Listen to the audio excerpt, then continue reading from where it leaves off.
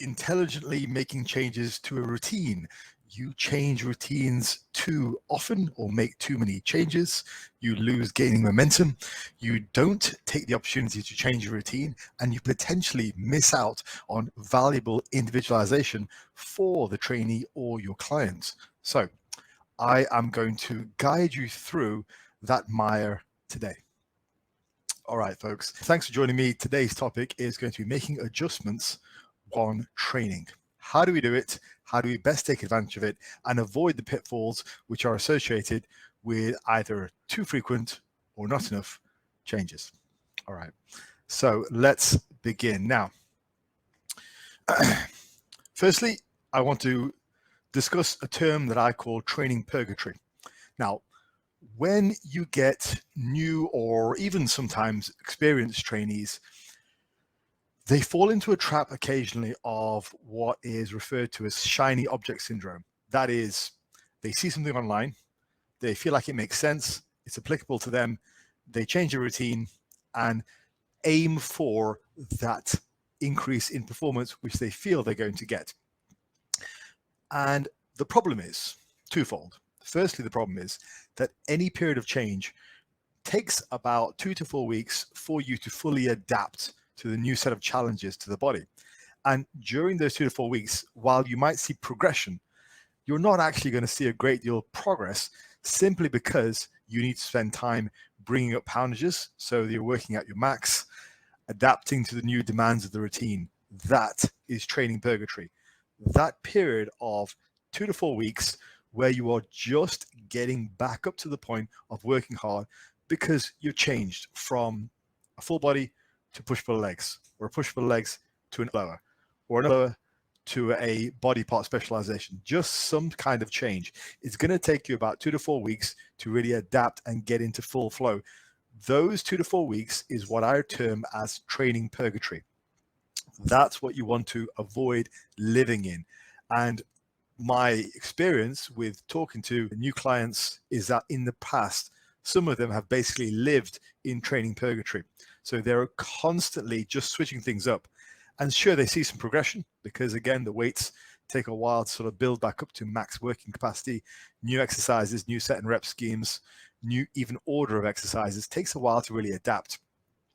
And so they see out those 2 to 4 weeks. They see something else which is new. They go, oh, let me make this change or change this routine. And before, they're basically changing the routines every 4 weeks, which essentially leads them to live in this training purgatory most of their life. Now, that has two consequences. The first consequence is the obvious one. They don't really generate any kind of gaining momentum. They miss out on just living at that max zone for months and months, which is where you see the true gaining. So that's the first thing. The second thing is, and this is a bit more of an insidious problem, but it's much more of a long-term problem. If you never live at maximum weights, you're never going to adapt to the demands of living at maximum weights. Okay, you're never going to adapt to the demands of having to train at full bore intensity all the time. So that means you're never going to know the experience of living there. And you're going to think training and training intensity and how hard you work is simply what you do during the whole building up poundages process of training purgatory. And I've seen this probably more often than I think people think it's going on, because when you're in training purgatory and you're living there, you just think it's actual training. And then you look at a guy who's quite advanced and you see how hard he trains and you see his physique and you think, damn, how's he got there?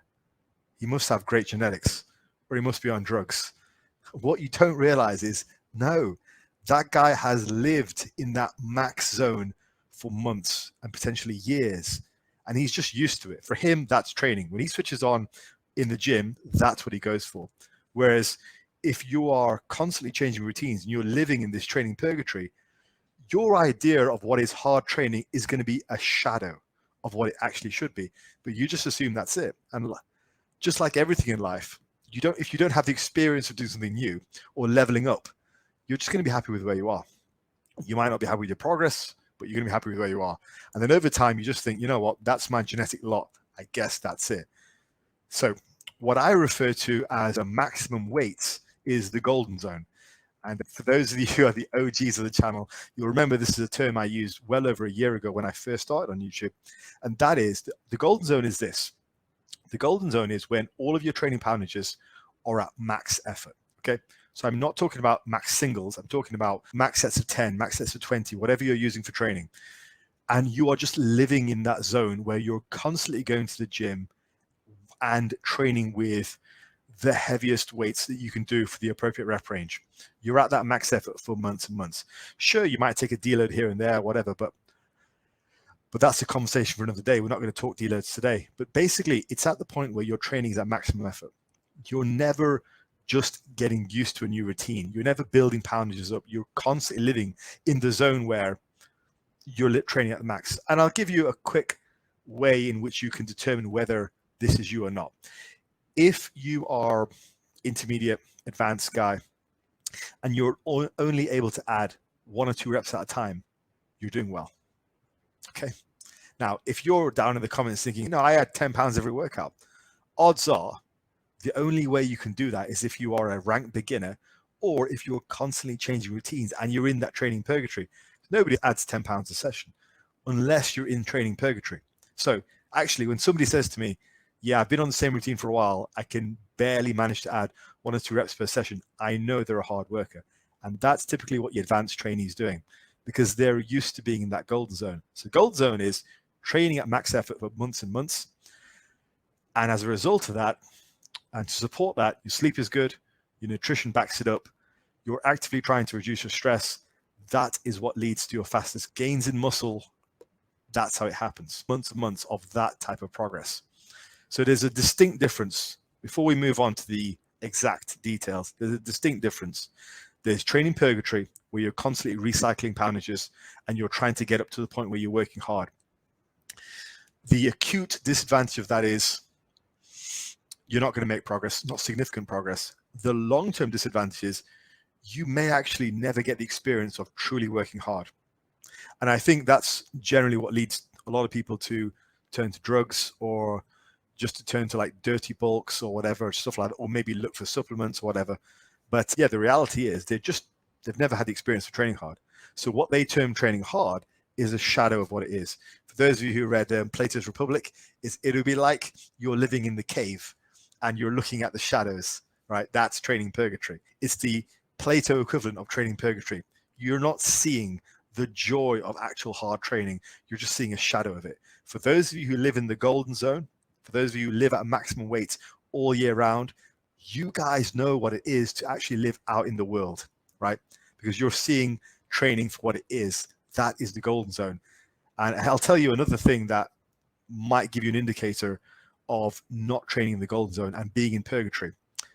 Some people say to me, whenever I eat, it goes straight to my waist. You know what? Odds are you're probably in training purgatory because you're just not training hard. And I've even gone so far with some clients to only put them in a caloric surplus once they've done the initial 2 to 4 week build-up and their training poundages are at maximum effort if they're new to me, if they're new to coaching.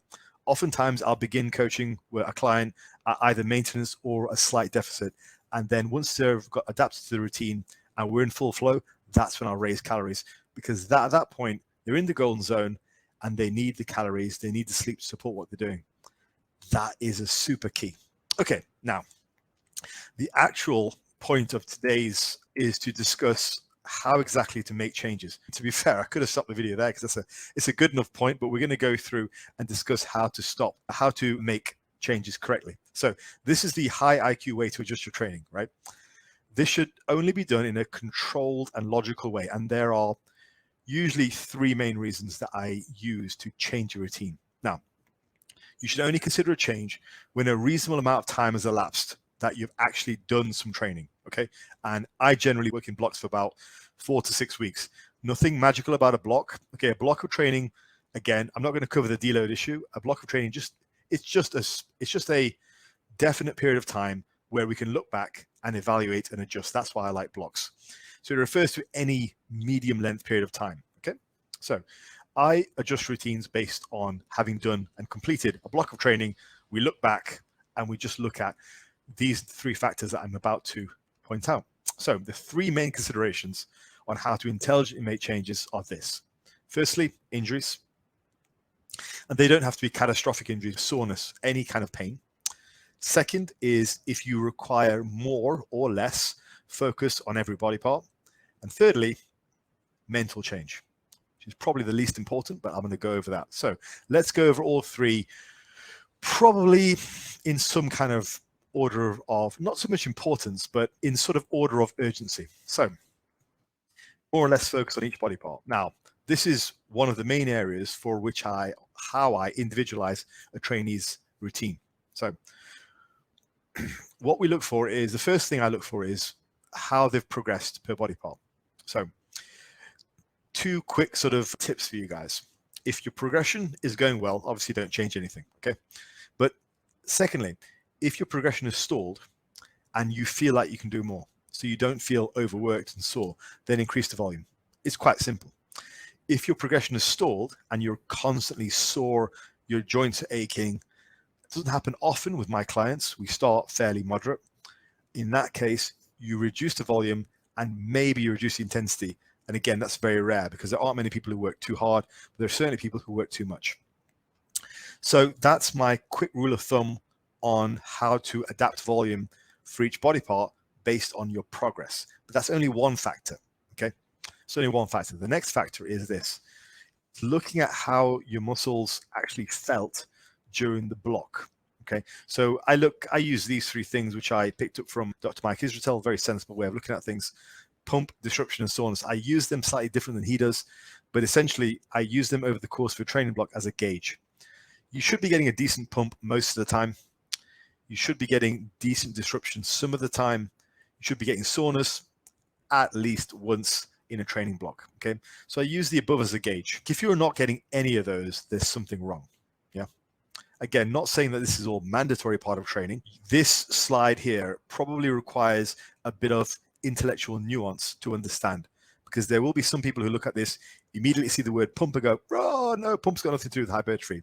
Spare me that, okay? Remember, this is a high IQ video.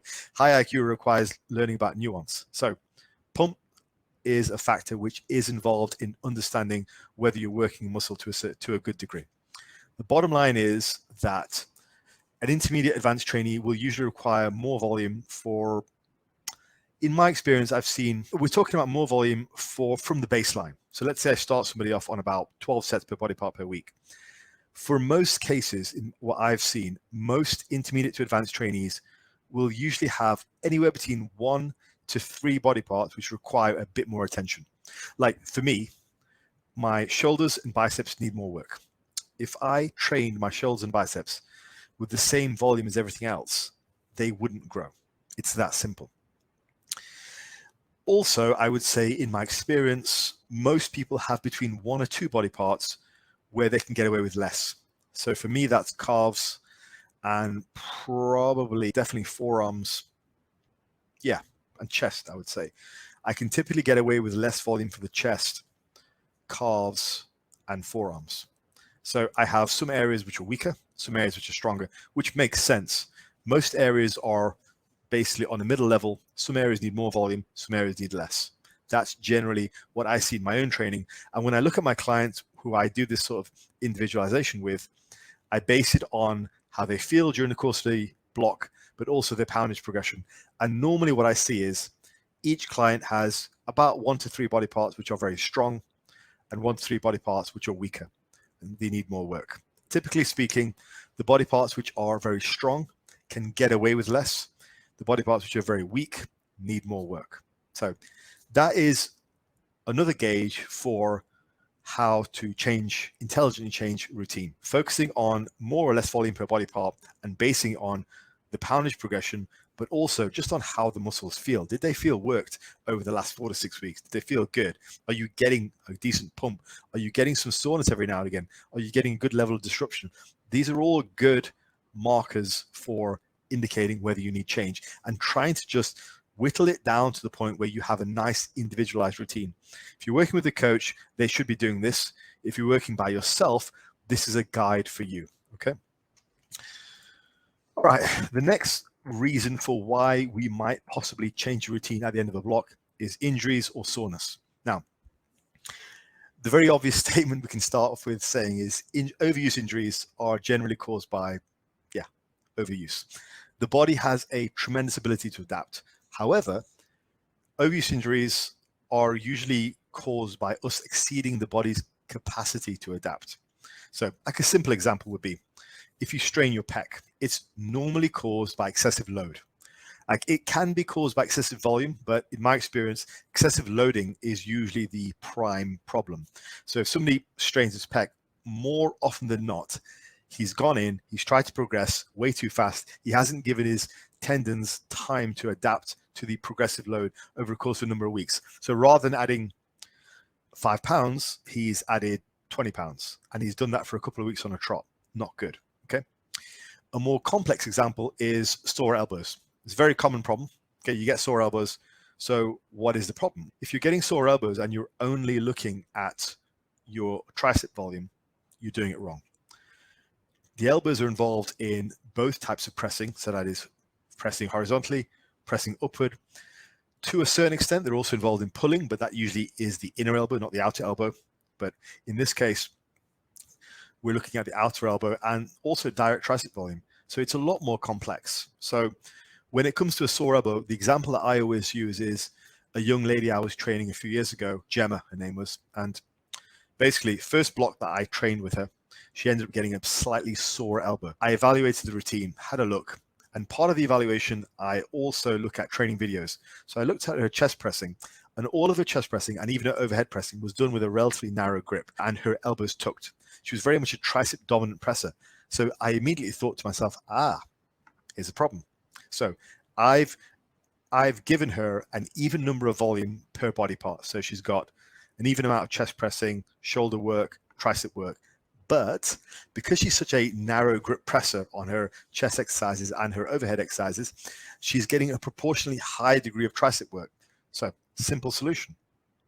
I didn't want to reduce the amount of direct tricep volume. So what I did was I figured if she's getting that much tricep on chest work, how much chest is she getting? Probably not as much as she needs to.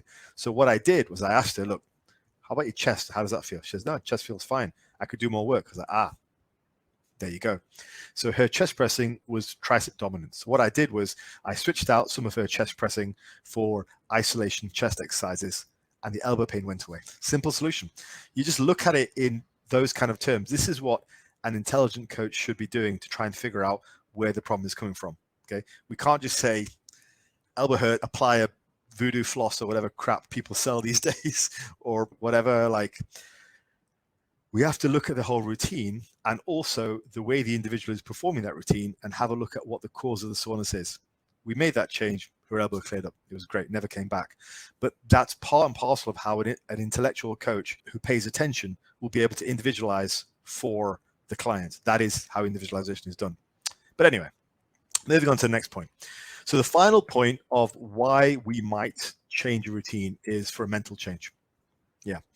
Now, this is both the least and the most important reason.